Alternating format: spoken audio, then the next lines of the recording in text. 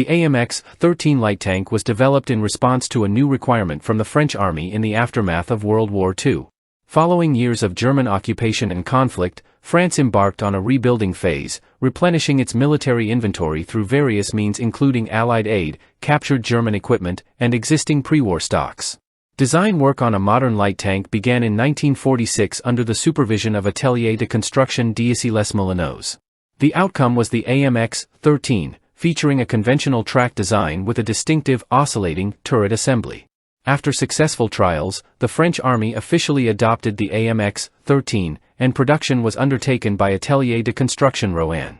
Over 7,700 units were manufactured between 1952 and 1987, with 4,300 units serving the French Army and an additional 3,400 exported to Allied nations. Reflecting the lessons of World War II armored warfare, the AMX-13 incorporated a traditional track and wheel system with 5 double-tired road wheels per side, along with a front-mounted drive sprocket and rear-mounted track idler.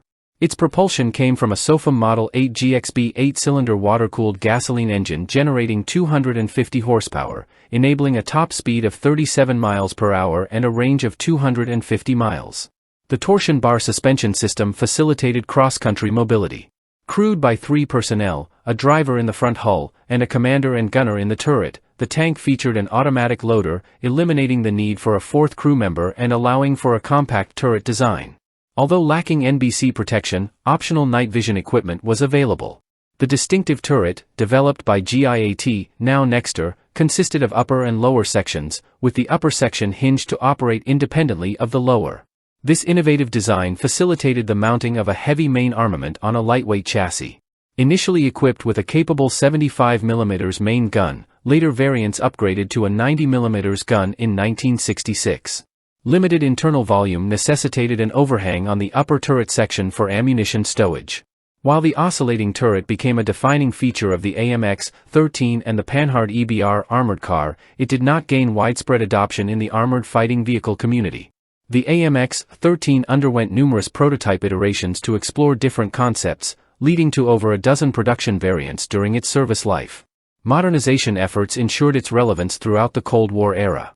Beyond its role as a light tank, the AMX-13 chassis was adapted for various purposes, including an armored personnel carrier, self-propelled guns armed with 105mm and 155mm guns, a bridge launcher, an armored recovery vehicle, and an air defense platform armed with dual 30mm cannons.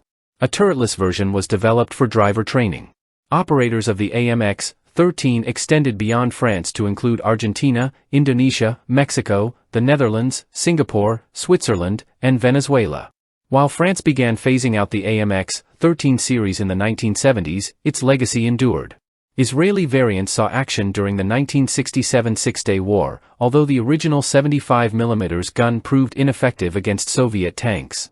Some Israeli tanks were later transferred to Singapore, where they remained in service until their recent phase-out.